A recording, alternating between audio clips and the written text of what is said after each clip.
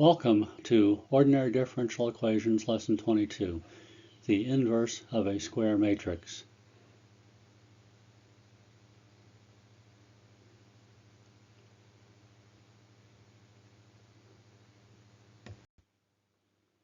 Let's get a preview of what we're going to do in this lecture. I'll call it the upcoming terrain that we're going to cover. In arithmetic, we talk about the multiplicative inverse of a number. For example, 1/2 is the multiplicative inverse of 2, because 1/2 times 2 is 1, and 1 is the multiplicative identity. So A times its multiplicative inverse, A inverse, equals 1, the multiplicative identity. What does it mean for 1 to be the multiplicative identity? Well, A times 1 is A, and 1 times A is A for every number A. We covered this, you covered this, maybe back in elementary school. We can do something similar with square matrices. We'll talk about the inverse of a square matrix A. It has to satisfy the following. A times the inverse of A equals I, the multiplicative identity. And we'll talk more about I later. So I is going to satisfy A times I equals A, and I times A equals A for every matrix A where this product is defined. One major difference is that not every square matrix has an inverse. And if a matrix A does have an inverse, that will allow us to solve certain problems that we can write in terms of that matrix A, perhaps as a matrix equation. So in talking about what's upcoming, we've mentioned many concepts here, and most of this lesson is involved in explaining these concepts in more detail. We will define identity matrices, the multiplicative identity as far as square matrices are concerned. We'll define what the inverse of a square matrix is, if it happens to exist, and we will see some ways to find the inverse of a matrix either by hand calculations or by software such as MatLab or SageMath or Maple or Mathematica or even a graphing calculator. Finding the inverse of a large matrix by hand can be time-consuming, so in those cases we'll tend to use some sort of software, either on a computer or calculator, to find inverses for us. First, we need to discuss identity matrices. Let's suppose that A is an n by n matrix. First of all, we'll define the main diagonal of A. The main diagonal is composed of the elements A11, A22, all the way through A sub n. In this example matrix over here, this is the element in the 1,1 position, this is the element in the 2,2 position, and this is the element in the 3,3 position. So the elements along this diagonal comprise the main diagonal of this matrix. The n by n matrix with 1s on the main diagonal and 0s everywhere else is called the identity matrix. For example, let's look at this matrix down here. Notice that we have 1s on the main diagonal and all of the other terms are 0s. So this is the 3 by 3 identity matrix. It has 3 rows and 3 columns. It's a square matrix. If we look at this 2 by 2 matrix, the main diagonal elements are 1s, everything else are 0s. So this is the 2 by 2 identity matrix. An interesting property that identity matrices have is the following. If I is the n by n identity matrix and A is any n by n matrix, then A times I equals I times A equals A. In other words, this identity matrix is the multiplicative identity for square matrices. Notice that we talk about an n by n identity matrix here, and we're multiplying that I by a matrix A, which is also n by n. One question that you should think about, answer for yourself, is, what if I is an n by n identity matrix and A is not a square, but suppose that A times I is still defined. Is that still going to equal A in all cases?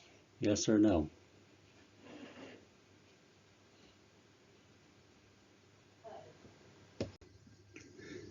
Let's define Rn. Rn is going to be the set of column vectors with n elements that are real numbers. R here represents the set of real numbers. So these are n by 1 matrices. They have one column with n elements. Example, this column vector having the three elements pi, 2, and 0 in one column is an element of R3. There are three numbers here. We can also talk about Cn, and that's the set of column vectors with n elements that are complex numbers. So they're still n by 1 matrices, but instead of necessarily having real numbers, we can have complex numbers. For instance, let's look at this vector. It's a column vector. It has three numbers in it, pi, 2 plus I, and 0. This is an element of C3. Pi is a complex number. You could always write it as pi plus 0i. 2 plus I is obviously a complex number. And 0, which we can think of as 0 plus 0i, is also a complex number. Every real number can be thought of as a complex number. So these three numbers in this column vector are all complex, and so this is in C3. If we have an n by n matrix A, let's say with real elements, we can define a function which I'll call L, going from Rn to Rm. Notice here this is an m by n matrix, and here this function is going from Rn to Rm, defined by L of x equals A times x. So we're defining a function L by using matrix multiplication. We have n and m here, as we'll see in a minute, because we need this product to be defined. We start with an element x, which is in Rn, and A times x is going to be in Rm. We will see an example of this.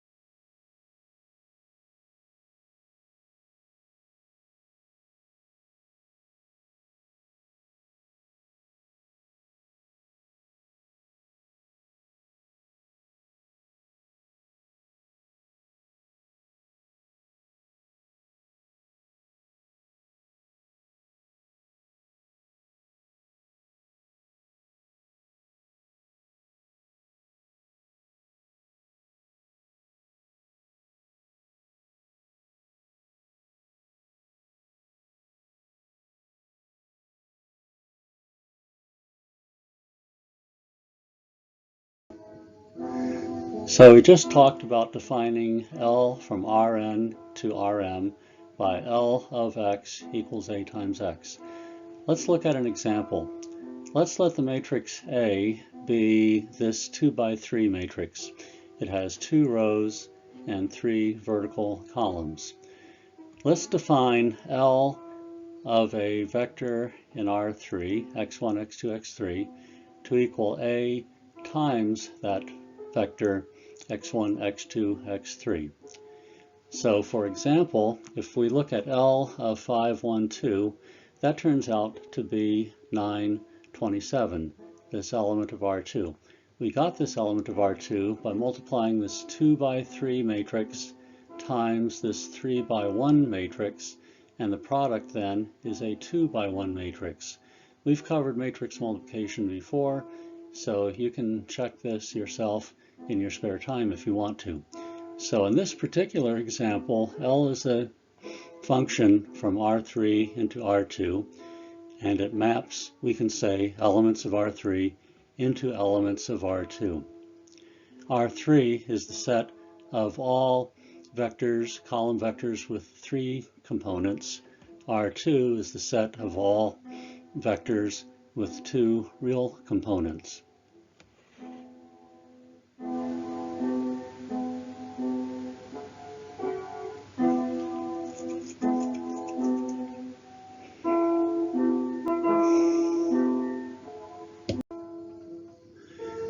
This function, L of x equals a matrix A times x, is an interesting function to consider.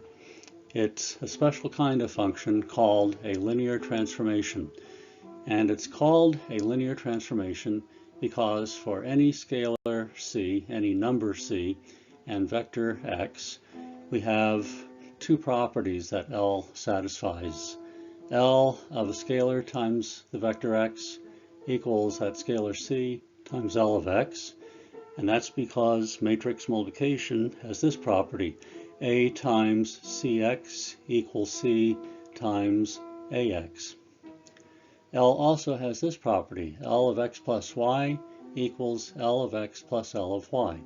That follows because A times x plus y equals ax plus ay. Here I'm assuming that the matrices and the vectors are of the correct sizes so that matrix multiplication is defined. So what we have seen here in this definition up here and this definition of a linear transformation is that matrix multiplication can be used to define certain type of functions called linear transformations.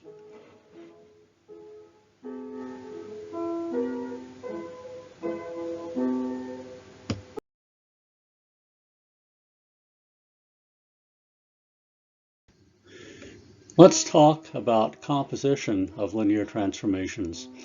What we're going to see is that we can think of it in terms of matrix multiplication.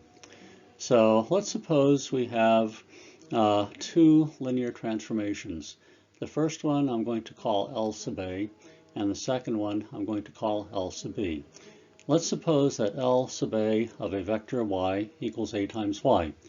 And let's suppose that L sub B of x equals b times x, where a and y and b and x are of sizes so that multiplication is defined. Then, as we had, let's say in a calculus course, we could talk about composition of functions. L sub A composed with L sub B. And we're going to find out that this is represented, this is a linear transformation, it turns out.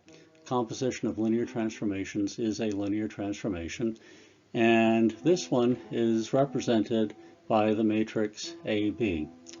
In other words, L sub A composed with L sub B of x, by the definition of composition, this is just L sub A applied to the vector L sub B of x. But wait a minute, L sub B of x is just b times x. So this equals L sub A of b times x. But then L sub A of this vector is equal to a times this vector. But a times the quantity b times x is equal to the quantity a times b, which is a matrix, times x.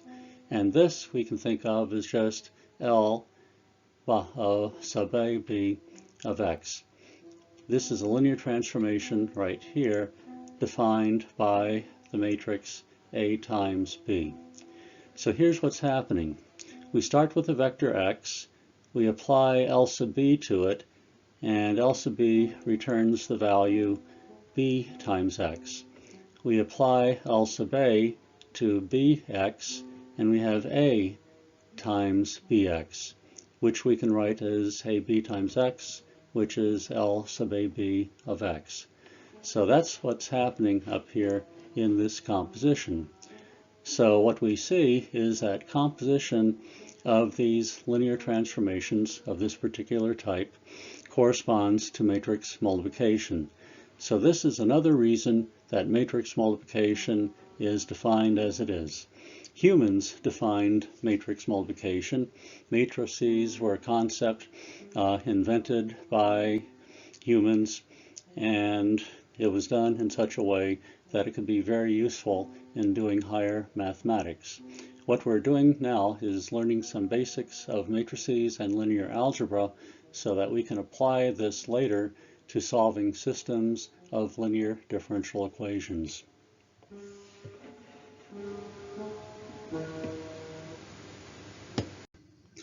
Let's look at an example of L sub A of L sub B of a vector x, a three-dimensional vector in this case, is equal to the matrix A times matrix B, whatever that matrix is, times the vector x.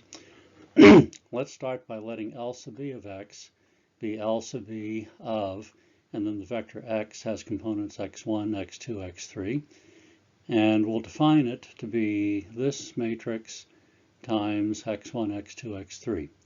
So let's see what happens if we multiply this 3 by 3 matrix times this column vector. The first entry up here is the first row times this column. 1 times x minus 1 times x sub 2 plus 0 times x sub 3 gives us x sub 1 minus x sub 2. The second entry is going to be 0 x1 plus 1 times x sub 2 plus 0 times x sub 3, and that's x sub 2. The third entry down here, if we look at this product, is 0 times x sub 1 plus 0 times x sub 2 plus 2 times x sub 3, which gives us 2x sub 3. So we see that this matrix times this vector does give us this vector. Similarly, let's let L sub A of a vector u be L sub A of the vector u1, u sub 2, u sub 3, and it will be defined by this matrix times u sub 1, u sub 2, u sub 3. And so let's see what we get. The first entry here is 1 times u sub 1 plus 2 times u sub 2 plus 0 times u sub 3, which is u sub 1 plus 2 u sub 2. The second entry should be 0 u1 plus 0 u2 plus 1 u3, which is u3. The third entry down here should be 0 times u sub 1 plus 3 times u sub 2 plus 0 times u sub 3, which is 3 times u sub 2. Okay, so then let's compute the composition L sub A of L sub B of x. Well, L sub B of x, from what we have up here, is just x1 minus x sub 2, x sub 2 to x sub 3. So we have to compute what L sub A of this vector is. So let's look at the formula for L sub A of u1, u2, u3. The first entry over here in L sub A of this is u1 plus 2u2. So looking over here, u1 is this stuff, and then plus 2 times u2, which is this stuff. So we get x1 minus x2 plus 2 x sub 2. The second entry of L sub A of this vector is just u sub 3. So when we look at L sub A of this second entry should be u sub 3, which is this entry right here, 2x sub 3. Okay. The third element is of L sub A of this vector is 3 times U sub 2. So L sub A of this vector, the third component, is 3 times this second component. So we get 3x sub 2. So that explains how we got this vector for L sub A of this vector. We can do a little bit of algebra in this top entry. X sub 1 minus x sub 2 plus 2x sub 2 simplifies algebraically to x sub 1 plus x sub 2, and just copy down the second and third components of this vector. Now, if we compute using our definition of matrix multiplication, if we compute A times B, where A is this matrix right here and B is this matrix right here, you will find that A times B is this matrix, 1, 1, 0, 0, 0, 2, 0, 3, 0. So if we look at A times B, that matrix, times the vector x1, x2, x3, that's just this matrix for AB times this vector. And when we multiply this matrix times this vector, we get x sub 1 plus x sub 2, 2x sub 3, and 3x sub 2 as the three components. And we see that agrees with the formula that we had up here for the composition of L sub A and L sub B.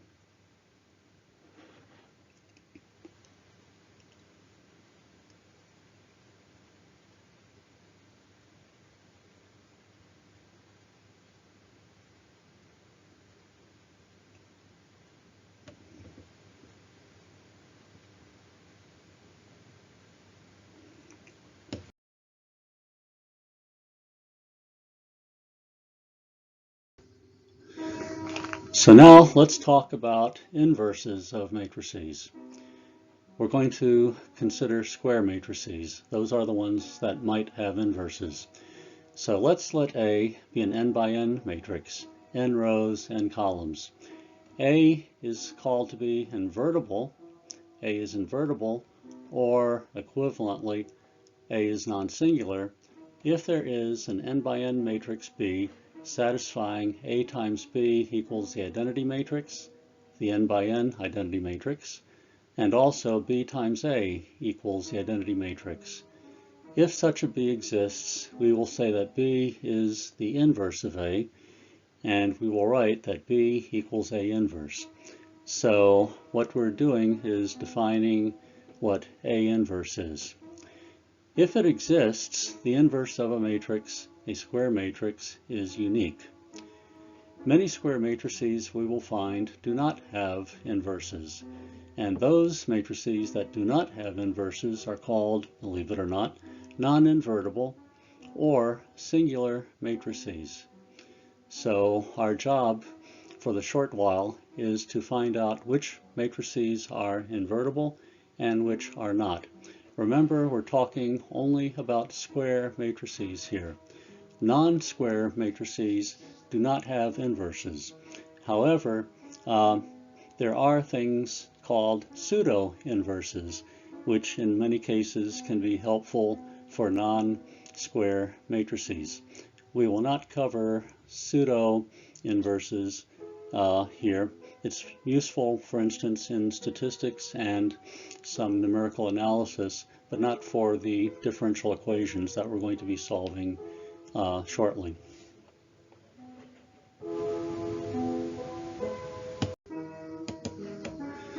So let's look at the inverse of a 2 by 2 matrix. It turns out that there's a very simple formula for those inverses. Let's suppose that A is this 2 by 2 matrix, A, B, C, D. It is invertible, A is invertible, if and only if A times D minus B times C is not equal to 0. And in that case, A inverse is equal to this stuff here, 1 over AD minus BC times the matrix D minus B minus CA. So this formula allows us to quickly and easily compute inverses of 2 by 2 matrices when they exist. So let's look at this fraction first. We have AD minus BC in this denominator, and we're saying that this matrix is invertible if and only if that denominator is not 0, which seems reasonable. You can't divide by 0. Now, let's look at this matrix. How does this matrix compare with the one we started with? Let's look at the main diagonal first. Here we have A and D. Over here on the main diagonal we have D and A. All we did was to switch or swap those two elements on the main diagonal. Now what happens on the secondary diagonal? Here we have BC, and over here we have minus B and minus C. So all we did was multiply these elements on the secondary diagonal to get minus B and minus C. So let's look at an example. Let's let A be this matrix, 2, 3, 4, 5. Let's find the inverse of A. So A inverse then, excuse me, according to this formula up here, is going to be what? It's going to be 1 over 2 times 5 minus 3 times 4, which is what we have here, times this matrix. On the main diagonal, instead of having 2 and 5, we have 5 and 2. On the secondary diagonal, instead of 3 and 4, we have minus 3 and minus 4. Okay, if we simplify this fraction, you'll find out that it's minus 1/2. So we have minus 1/2 times this matrix over here. Now, when you multiply a matrix times a scalar, the result is the matrix you get by multiplying every element of this matrix by that scalar. So 5 times minus 1/2 is minus 5/2. Minus 1/2 times minus 3 is 3/2. Minus 1/2 times minus 4 is 2. Minus 1/2 times 2 is minus 1. So A inverse then is minus 5/2, 3/2, 2, minus 1. We can verify through multiplication that this really is the inverse. If you take this matrix that we just found right here, multiply it by A, use our row times column formula for finding the elements of the product, you'll find out that the product of those two matrices is 1, 0, 0, 1, the 2 by 2 identity matrix. And that would confirm that A inverse, this matrix that we have right here, is A inverse, the inverse of this matrix A that we started with.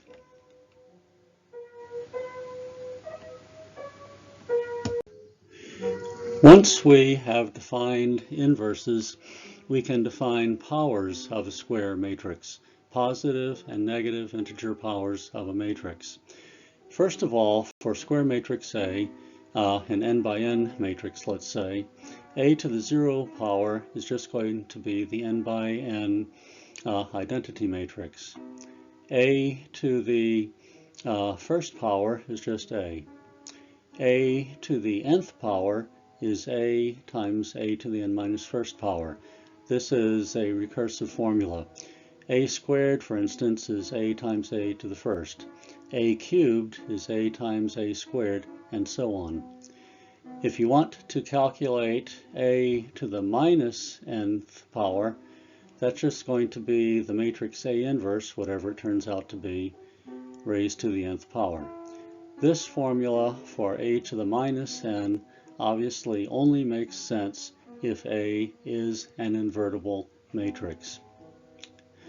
In our previous example, we found out that if we let A be the matrix with elements 2, 3, 4, and 5, we found the inverse before. So let's find A square and A to the minus 2 power. So for A square, let's see what we can do. A is this matrix 2, 3, 4, 5. So A square is the matrix 2, 3, 4, 5 times 2, 3, 4, 5. When you perform this matrix multiplication, you should get 16, 21, 28, 37. To find A to the minus 2 power, let's start with A inverse. We found out earlier that A inverse was equal to this matrix, and so A to the minus 2 is equal to A inverse times A inverse, And when you multiply these together, you get this matrix, 9.25 minus 5.25 minus 7 and 4.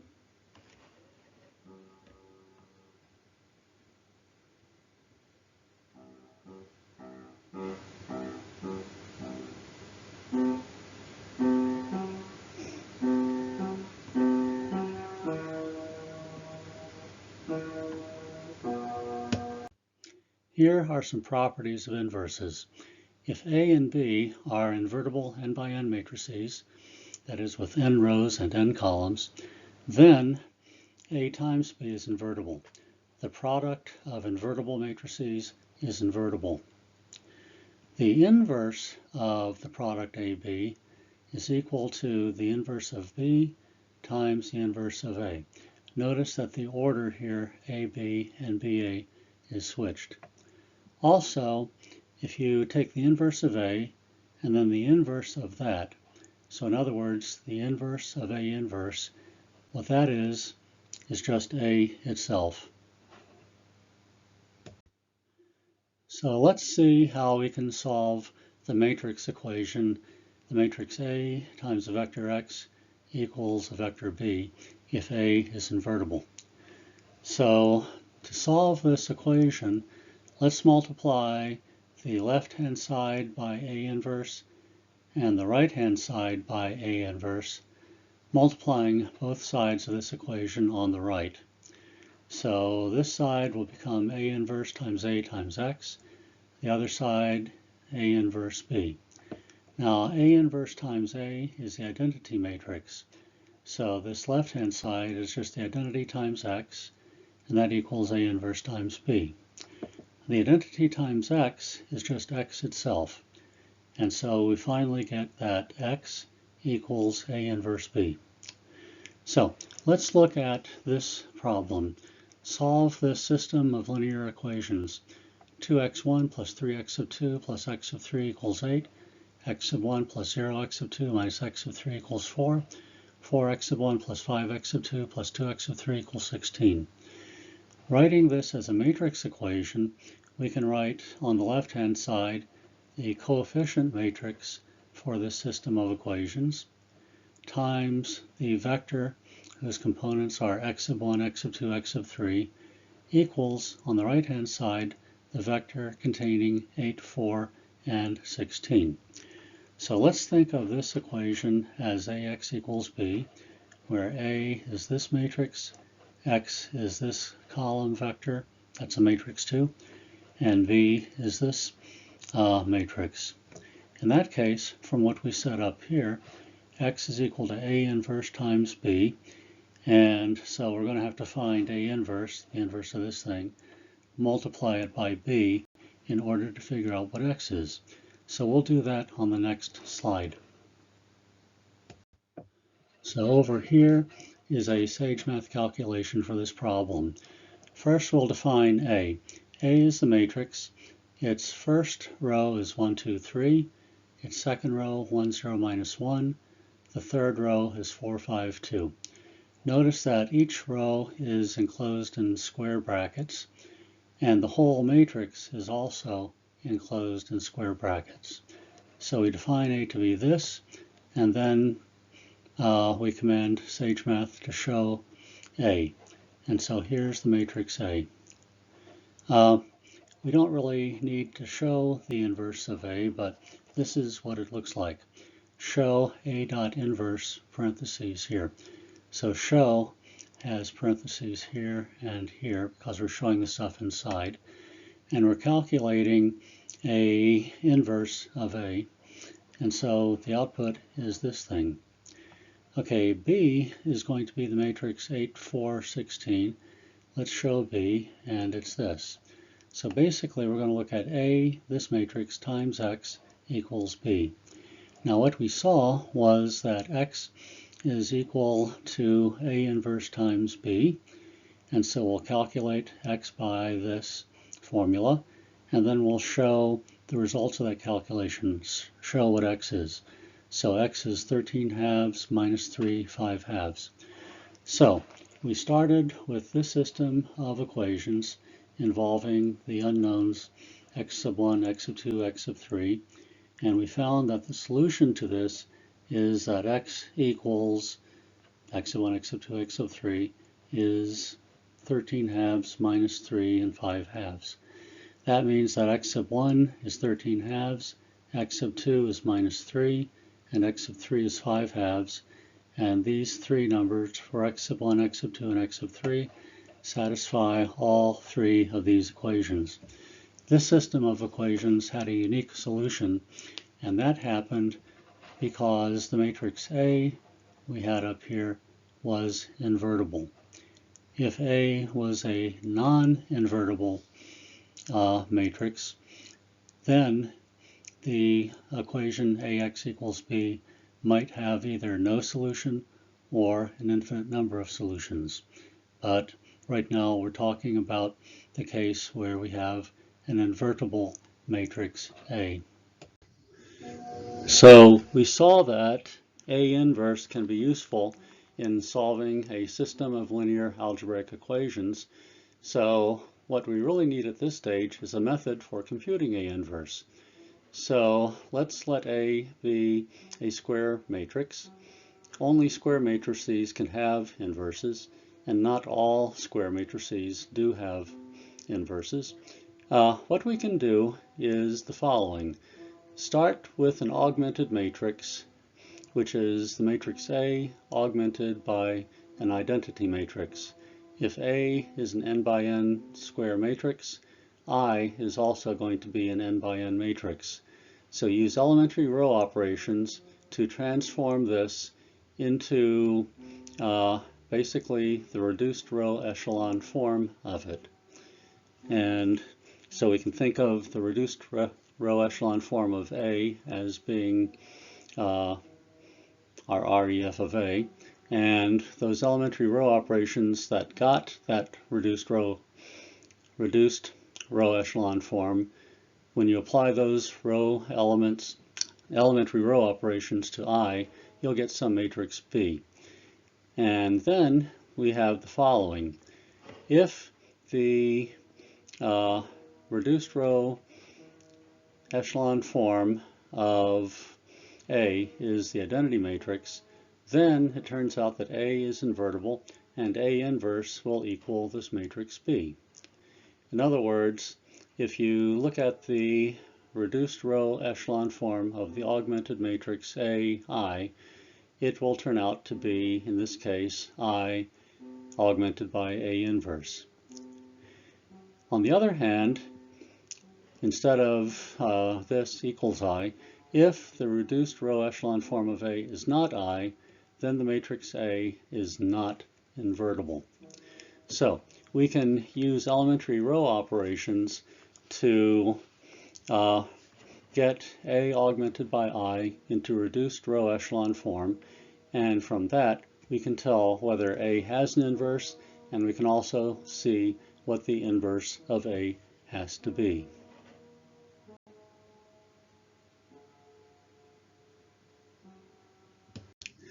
So let's look at an example of computing A inverse.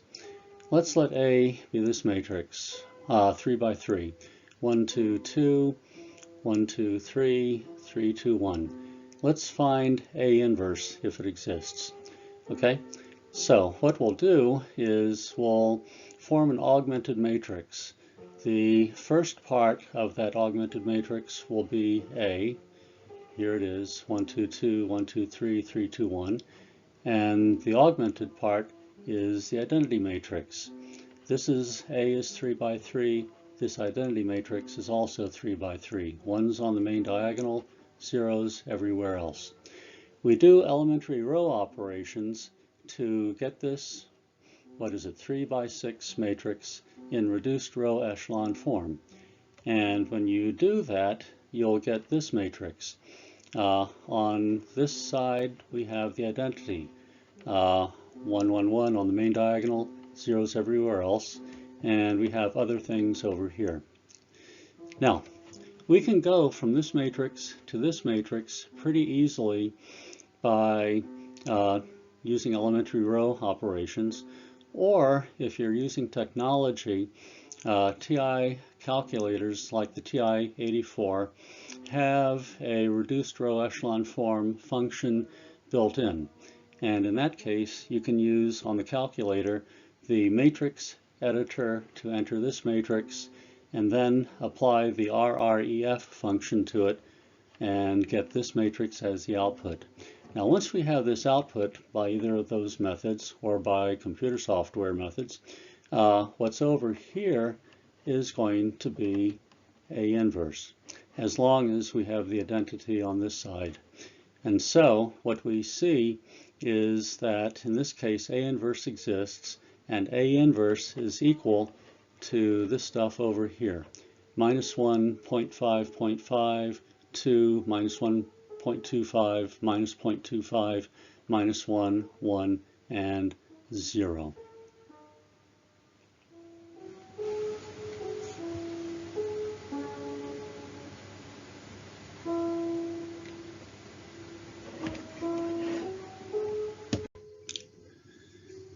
Let's look at another example of computing the inverse of a matrix B. Let's let B be this matrix, 1, 0, 0, 0, 2, 0, 0, 2, x. For what values of x does B inverse not exist? And also, if it does exist, what is a formula for its inverse? So we'll start with the augmented matrix B augmented by the identity. So here is the matrix B, and over here is the identity. First thing I'd like to do is well, first of all, let's notice we have a 1 here and zeros below it, so that's nice. Here in this second row, the leading entry is a 2, the leftmost entry is a 2. We have 0 above it, but not below it. So let's get 0 down here by letting row 3 equal the old row 3 minus row 2. When we do that operation, 0 minus 0 is 0, 2 minus 2 is 0, x minus 0 is x, and so on. So we get 0, 0, x, 0, minus 1, and 1. We look at this, and we almost have the identity matrix here. It's diagonal, but we have a 2 here and an x here. So what can we do? Let's next get a 1 here by multiplying the second row by a half. The new row 2 will equal a half row 2. And so in that case, multiplying this row up here, the second row by half, instead of 0, 2, 0, 1, 0, we'll have 0, 1, 0, 0, a half, 0. So this looks more like an identity matrix before. If we can, by an elementary row operation or a sequence of elementary row operations, get this to be the identity, then we would know that B inverse would be on this other side. But here we have a problem. We'd like to multiply this last row by 1 over x. We can't do that if this element x is 0. If x is 0, we cannot make the left-hand side, this stuff over here, equal to the identity matrix. And so we see that B is not invertible if x equals 0. So now, how could we compute the inverse if x is not 0? In that case, let's just multiply this last row by 1 over x. So we'll have 0, 0, 1 here. So row 3 equals 1 over x times row 3 transforms this third row into 0, 0, 1, 0, minus 1 over x, 1 over x. So we now have the identity matrix here, and thus B inverse is the stuff over here. B inverse is this matrix, which we see right in here.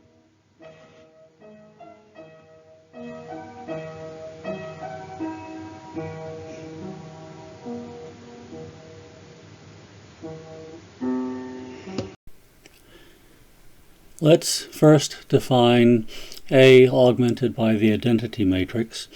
We'll do this in MATLAB. I'm going to call that matrix AI. And the first row is going to be 1, 2, 2, 1, 0, 0, then a semicolon. The second row, 1, 2, 3, 0, 1, 0, semicolon. third row 3, 2, 1, 0, 0, 1, and let's hit enter.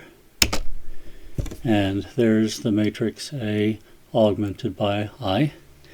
And so now we're going to look at the reduced row echelon form of this matrix AI, a built-in function in MATLAB. And when we do it, we get this matrix.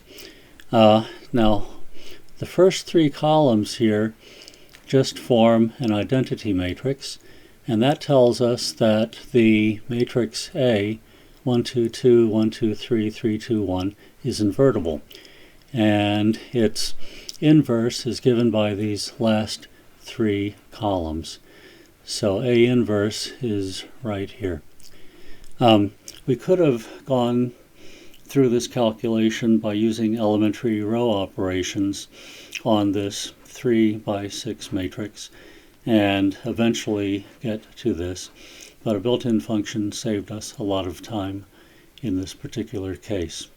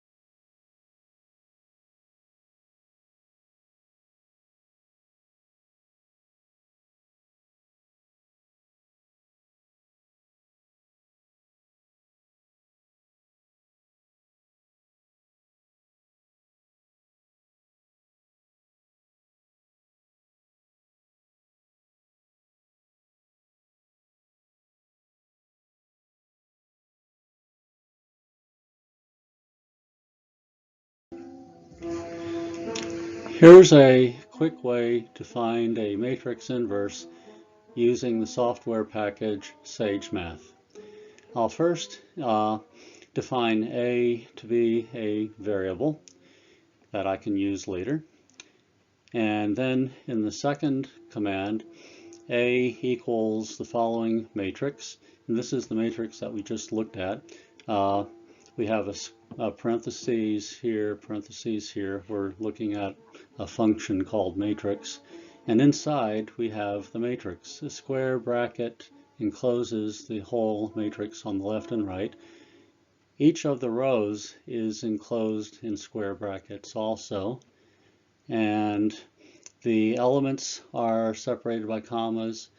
The rows are also separated by commas. After we execute these two commands by using Shift-Enter, then we can issue the command a.inverse with parentheses. And when you do that, you'll get the following output. This 3 by 3 matrix, 1, 0, 0, 0, a half 0, 0, minus 1 over x, 1 over x. This is the matrix that we saw previously.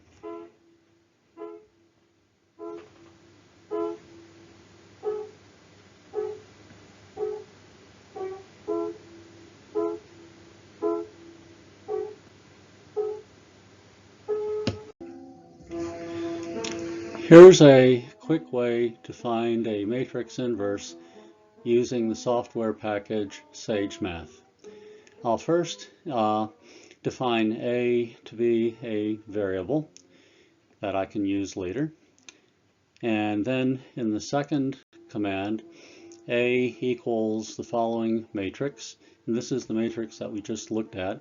We have a parentheses here, parentheses here. We're looking at a function called matrix, and inside we have the matrix. A square bracket encloses the whole matrix on the left and right. Each of the rows is enclosed in square brackets also, and the elements are separated by commas. The rows are also separated by commas. After we execute these two commands by using Shift-Enter, then we can issue the command a.inverse with parentheses. And when you do that, you'll get the following output. This 3 by 3 matrix, 1, 0, 0, 0, a half 0, 0, minus 1 over x, 1 over x. This is the matrix that we saw previously.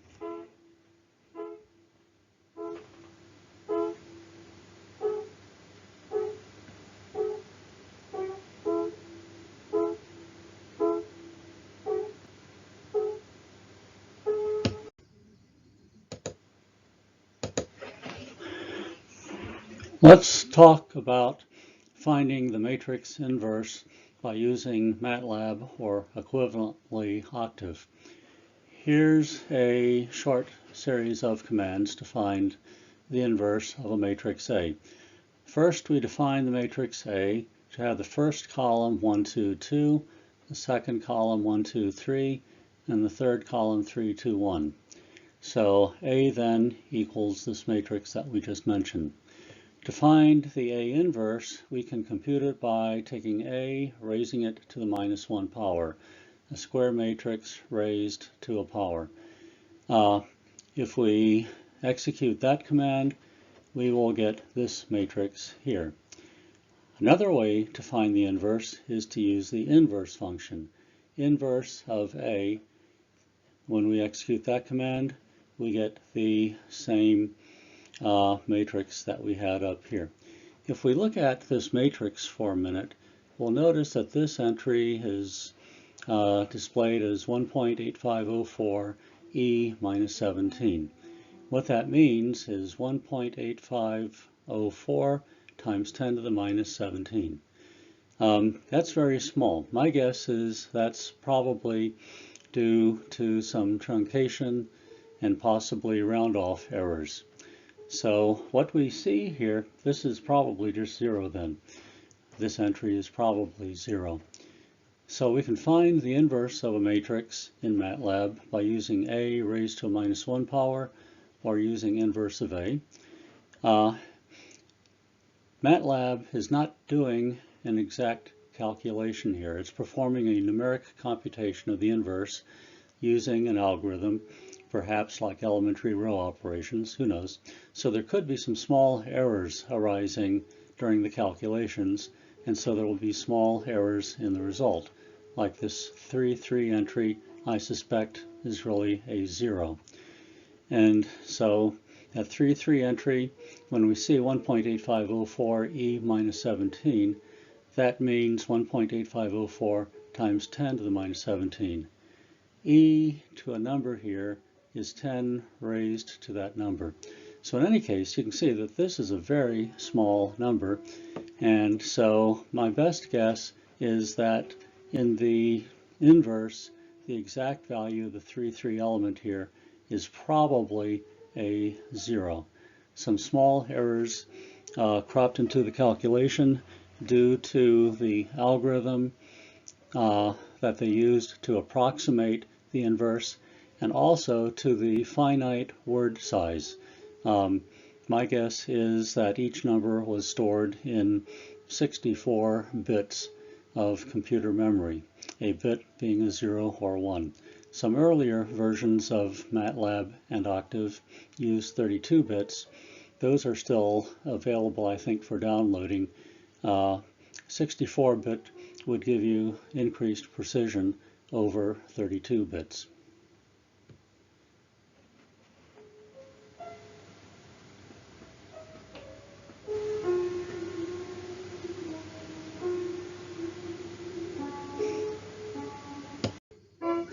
So, what did we do in this lesson? First, we defined the inverse of a square matrix. The matrix A inverse has to satisfy A times A inverse equals the identity, which also equals A inverse times A. A inverse basically is a two-sided inverse. Only square matrices can have inverses, and only square matrices A satisfying the reduced row echelon form of A equals the identity have an inverse. And you can find it by the following.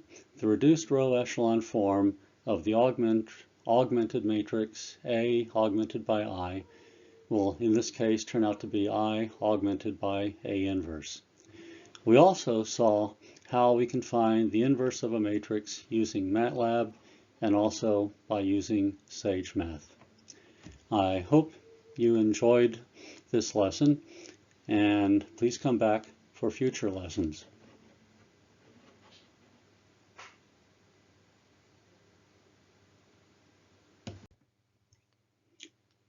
I would like to thank you for watching this video. I hope you have found it to be an enjoyable learning experience. If you're interested in ordinary differential equations, there are additional videos in this series covering most of the topics in an introductory course in ODEs. Have a good day.